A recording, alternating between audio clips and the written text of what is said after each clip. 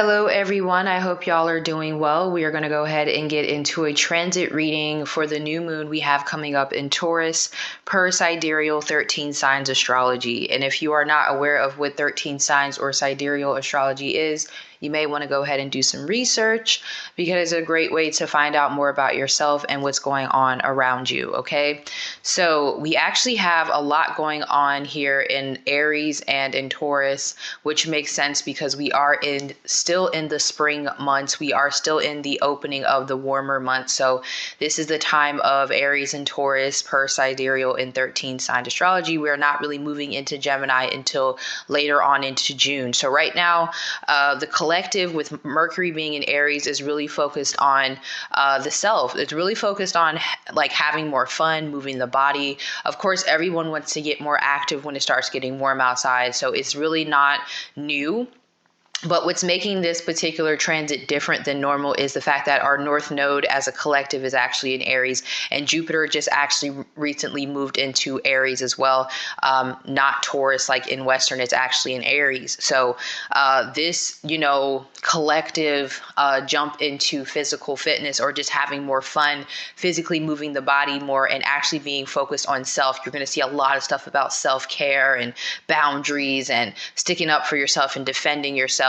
That is coming from Jupiter in Aries. When Jupiter is in Aries, Jupiter does not mind being in a fire sign like Aries because Jupiter rules Sagittarius.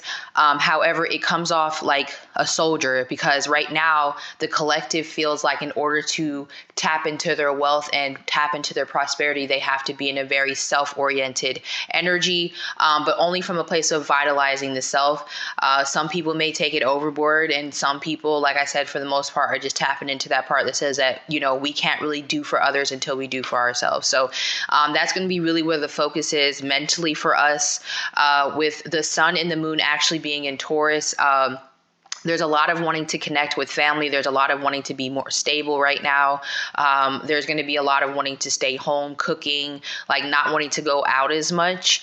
And again, this need to really grow on a stable level. Like, okay, where are things going? Even in relationships, because Juno is actually in Taurus right now. So even in relationships, collectively, we're only looking at relationships that are really going to benefit us in the long term. Taurus is a very old type of energy, as in like old money, right? When you think of Taurus, you think of wealth that's been passed down generations to generations. This is why most people born during this time of the year, especially when you get into like early June, are very financially stable because they are represented by true Taurus energy, where they are really focused on building that wealth. So that's where we're at collectively, on a soul level and even emotionally, wanting to stick to the things that we know, wanting to stick to things that make us feel comfortable, while still really focusing on, okay, how does this benefit the self? So I would say what this is going to make us be more is more native, like more focused on family. And what I mean by like even self meaning, okay, I'm not really focused on the neighbors. I'm not focused on everyone down the street. I'm more focused on my family and how I can get better for my family. So family is actually going to be really important as well for the collective. So we also have Venus in Gemini here. So there's going to be a lot more communication, definitely a lot more communication about relationships and how we relate to each other. You're definitely going to see a lot of discussions around women.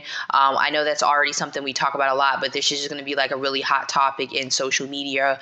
That's going to like really over the next couple of weeks, you're just going to be seeing that pop up a lot more. Also talking about online dating and dating apps and stuff. That's going to be really a focus, and like either is that helping the relationships around us or is that hindering us as a collective? That sort of thing. Even making money online is going to be really a topic right now. How we make money and how we relate to each other. So that's going to be really important for the collective. And the last thing I would say just to look out for is with Cancer and Mars, there's going to be a lot of emotions right now, especially dealing again with family. So family could really trigger you right now. Mothers could really trigger people right now with Mars in Cancer. Mars hates being in Cancer because he's aggressive, but he's aggressively crying, right? He's aggressively emotional. So this may be a time of a lot of emotional up and down, especially since we're coming out of the shadow period of Mercury retrograde. So this could be a time of misunderstandings.